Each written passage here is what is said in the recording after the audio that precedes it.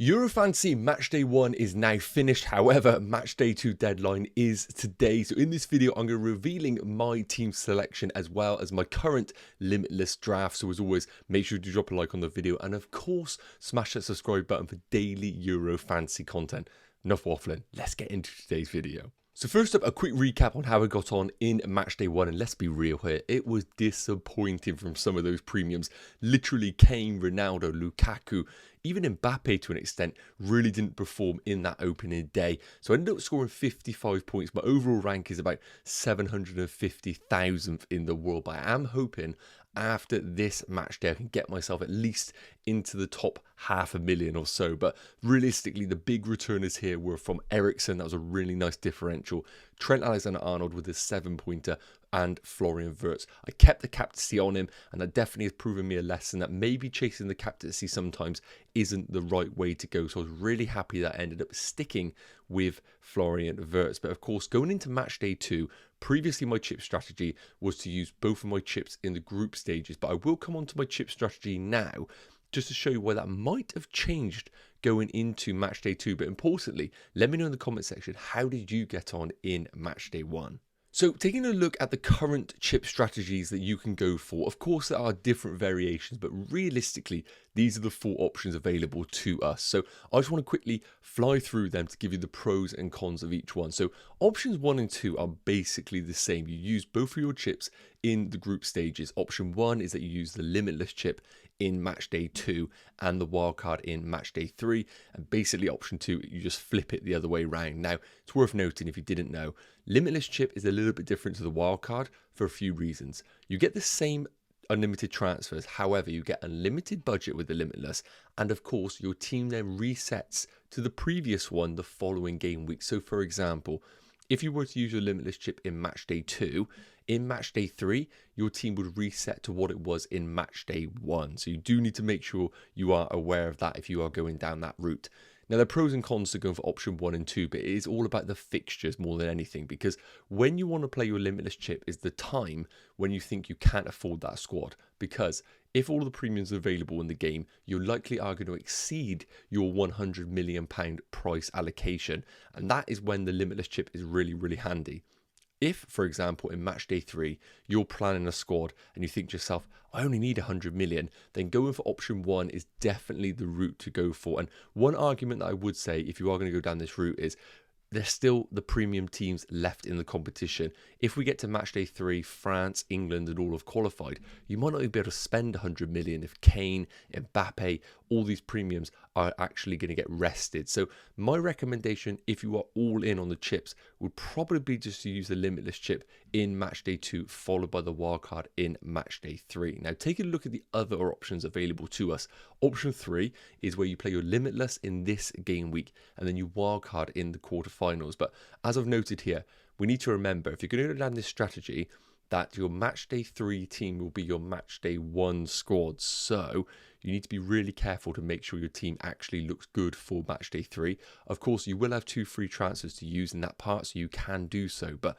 you can do this route, but it is a little bit dangerous if match day 3 doesn't look great. The one thing I would say about option 3 is you can just be really flexible with it. So for example, if you play your limitless in match day 2 and you think to yourself, match day 3 doesn't look good, you can easily just bring the wildcard back to match day 3 and basically just reverse yourself to what option 1 is. Finally, option 4, you play your limitless in match day 3 and you play a wildcard in match day 5. Now, of course, this is a good move because if some of the favourites in the knockout stages get eliminated, you have that wildcard for match day 5, which is the quarterfinals, where you basically can rebuild your team for just those teams remaining in the competition. Whereas if you use them all in the group stages, you might be running around trying to pick players with points hits. So option 4 is really appealing, especially if you're looking at your team right now and thinking to yourself, you know what, 2 free transfers and I can get myself a pretty ideal team. And if that is the case, I would advise option 4 for you right now. But if you're looking at your team thinking it is looking terrible, I probably would lean towards being a bit more aggressive and going for options 1 or 2, depending on how much budget you require for the coming game week. So for me right now, at the time of recording, spoiler alert, I'm controversially leaning towards option 4, and I will show you why now. So here's how my team is currently looking for match day 2, and it's safe to say I have a few problems in this team. So working my way up, Verbruggen against France is not ideal at all, but we have seen in this competition clean sheets are few and far between, and they're incredibly hard to predict. So I look at Verbruggen and think, well, he's going to accumulate saves regardless against France, and there's no killing Mbappe in that game. So if there was ever a time for the Netherlands to keep a clean sheet, it's going to be against France in this opportunity. So even though the keeper isn't great, if I'm looking at it right now thinking, does this team require a limitless chip because of the goalkeepers? My answer is going to be no, because I also have Costa against Turkey, and we did say Portugal dominate their first game against Czech Republic, but of course did concede that edge of the box goal. So I'm not guaranteeing myself a clean sheet against Turkey with either goalkeeper, but I also think to myself, there isn't a desperate transfer that's required for either of these players. Now, moving into defenders, this is where the real issues do arise. Trent is perfectly fine against Denmark unless we get some sort of leaks today that he is actually going to be benched. And Mittelstadt was fantastic in that opening game, really, really offensive. He would be in my team even if I did use my limitless chip. Now, DiMarco is a bit of a conundrum because while he has Spain, and I do expect Italy to concede, anybody that watched that Italian game will know he was on all corners from the right-hand side and he was incredibly attacking. They basically done the classic revert into a back three with DiMarco bombing on and giving all of the width in that Italian team. So even though it's not a good fixture, I think he's perfectly fine for this game week, and another reason why I don't think the limitless chip is needed just to get rid of DiMarco. The reason why the limitless chip might be required is because of these two players here. Frimpong came on as a sub late on for the Netherlands, and there's no guarantees he plays against France. Realistically, do I even want him against France? Not particularly. And De Cuyper, I was really disappointed with this one. I was expecting him to start with the injury concerns that Belgium had, but he didn't even come on the field. And that is a huge worry for my team. Now, is it enough to limitless? I don't think in itself. But when we go through the rest of the team, it might be forcing my hand. Now, moving into midfielders, look, Florian Wirtz, absolutely fine. Bruno Fernandes, I'm really content with. The other three are really interesting. So, Georgia's midfielder, realistically, I had to have a cheap enabler in this team. If I have to roll with him, so be it. But Trossard and Eriksen are a big problem in my team in a certain extent. It's not that they're bad assets, it's because I really want certain players in those spots. So a second German player, for example, will be way better than either of those players, and an England midfielder would be a lot better than Eriksen or Trossard. But the problem is, Trossard has a decent-ish game against Romania, even though Romania won, Belgium lost. I'm expecting a reaction from Belgium. And Eriksen is just on everything in that Denmark team. And if they are going to get a result against England, we know that he's going to be at the heart of it. So if I had to prioritise selling a midfielder right now, I actually would lean towards Trossard rather than Eriksen, just because I expect an early substitution for Trossard, and it's not even an easy game against that Romanian team. Finally, the forwards Ronaldo, Lukaku, Kane. Realistically here, with the Mbappe injury, if I was going to limitless, I think that forward line would be pretty close to what I'd go for. Maybe barring Kai Havertz, but I'd argue Ronaldo, Kane and Lukaku would be the optimal three, especially when you have a limited budget. So I think the team's looking okay. Definitely could use the limitless chip, but let me show you what it looks like with the 2 free transfers and why I'm really trying to decide whether the limitless chip is actually worth it. So remember, you get 2 free transfers going into match day 2, so it isn't all doom and gloom. And when you take a look at my team here, I have used my 2 free transfers, and I'm getting really close to where I would want my team to be, barring a few players. So I've ended up selling, I haven't done it yet, Frimpong to Akanji. Anybody that doesn't know, he picked up 11 ball recoveries in match day 1, which is absolutely ridiculous. If you can afford it, I think he definitely is better value than Fabian Schär in that Switzerland defence. And I'm bringing him in right now because of the Scotland game. Previously, I thought Gvardiol was the route to go for, and I still think it's good, but Akanji is just unbelievable in terms of those underlying numbers for the opening game. So Akanji currently in, and that means that it frees up 0.5 million. And when I've looked at my team, I thought I could do one or two things. I could either sell Christian Eriksen, which of course is going to get guaranteed minutes, I expect, on all set pieces, but not an ideal fixture. And I could go to Gundogan, for example. But when I looked at Leandro Trossard at 8 million, maybe a little bit of doubt about his minutes going into game week 2, I thought to myself, I could easily get Musiala with that 0.5 million, and it means I keep Christian Eriksen, who, even though the fixture's tough, it is a good player nonetheless. So I could bring in Musiala for that game against Hungary, and I start to look at the team and think it's getting closer and closer to where I would want it to be with a limitless chip.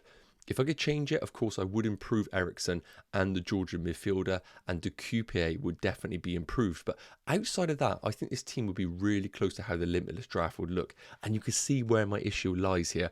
I don't know whether the Limitless chip provides enough value for me to use it in this day, when I know in match day 3, even though there's going to be a lot of rotation potentially, there are quite a few differentials, high chasing picks that I could go for in quite a fun week of football. So based on this, at the time of recording, I am leaning towards making these transfers and actually not using my Limitless chip, which might be a little bit controversial, as I did speak about being aggressive in this game. But I am leaning towards this. So let me know your thoughts in the comments. Let's come on to a Limitless draft that if I am tempted by, and I will update you guys if I do so, it will look something like this. So here is my match day 2 Limitless draft. And again, as I mentioned, we need to understand that we get a limited budget and limited transfers. But importantly, if you use it in match day 2, your team will revert back in match day 3 to what you had in match day 1. So please do keep that in mind when you are using the chip. So obviously, you have to have a little bit of fun with this chip because it's the whole point of it. So in terms of players, I've gone for Jan Sommer and Francis Magnan. So Sommer against Scotland, I think that's probably a good option. But again, clean sheets are really difficult to predict. We could go for Croatia's goalkeeper, but I thought Albania were okay in match day 1. So gone for Jan Sommer for that opening day, and controversially gone for Francis Magnan. And when I look at the other teams, I think to myself, are France probably one of the best defences in this competition? Yes. Yes, I know they're playing against the Netherlands, not ideal. But when you've got people like Saliba, you've got Upamecano, you've got people like Camavinga and Tchouaméni, I think sometimes you just want to invest in the good defences in the competition, and Magnan gets you a spot in that team. So he is in right now in this Limitless draft. Moving into defenders, we spoke about Akanji, those 11 ball recoveries, potential clean sheet. He's a monster at 5 million. I've gone for Nuno Mendes. He is quite an interesting one. Nobody's really spoken about him much, but I do think that he is actually offering great value at 5 million. Really attacking in that Portugal team. Quite surprising, actually. And I do think you don't need to save the money, but I would argue, is there a little bit of doubt about Cancelo in the team? Maybe. So I think Nuno Mendes is a good differential, even though he isn't optimising the advantage of having unlimited transfers. Trent's in just for that England potential clean sheet, and if he plays centre mid again, I think he probably is the best defender. Mittelstadt, even though he's 4 million, I can't really see a better German defender. Kimmich would have been the one, but he's actually a midfielder on the game, which is killer. And then we go Gvardiol just because of that fixture against Albania, and if he does play at left back, he does offer some attacking potential. In terms of the midfielders, they kind of pick themselves to an extent. Musiala and Gundogan. Funny enough, I haven't put Florian Wirtz in. When I watched match day 1, I thought to myself, Gundogan was so unlucky not to get a mega haul on penalties. Another day he's walking away with a 12-pointer. And he was so close on so many of those third-man runs. So I really like Gundogan as a bit of a differential to that of Florian Wirtz. Bellingham, of course. I did have Bukayo Saka previously, but if Southgate maybe goes for a Gallagher alongside Rice in that midfield, then I think Bellingham becomes even better as a number 10, as he will really be offensive and not required to play deep as he did in the second half against Serbia and matchday 1.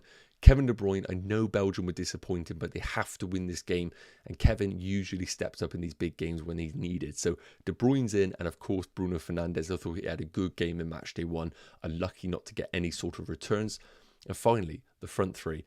And it's very difficult to argue with this. Cristiano Ronaldo, I thought he looked okay at times, but he could have scored with obviously the winning goal, but obviously got nicked with the finish. Harry Kane, can't really argue it. Even though he didn't score a match day 1, still had a chance, and I expect England to be better against Denmark. Romelu Lukaku, I know this one's controversial, but he still had the chances, and he's still Belgium's record goal scorer. And again, backs against the wall for Belgium. They have to win this game against Romania, and I am leaning towards Romelu Lukaku as doing the business this time round. So that would be my Limitless chip if I was to activate it. Let me know who I'm missing in the comments. And of course, if I do end up activating my Limitless chip, it will be pretty much this, and I will let you know in the community section on the YouTube page. Yes, guys, okay, that's going to wrap up today's Matchday 2 team selection video. A little bit of a quicker one just because the deadline is coming thick and fast, and I don't have time to deep dive into players. So, as always, if you have any questions about certain players, please do let me know in the comments. Let's get a conversation going. It'd be great to help one another with those Limitless drafts if you are going for them. As always, if you enjoyed today's video, please do consider dropping a like and smashing that subscribe button for daily Euro fantasy content. I'll see you in the next video. Have a great day, and I'll catch you very soon. Take care. Cheers.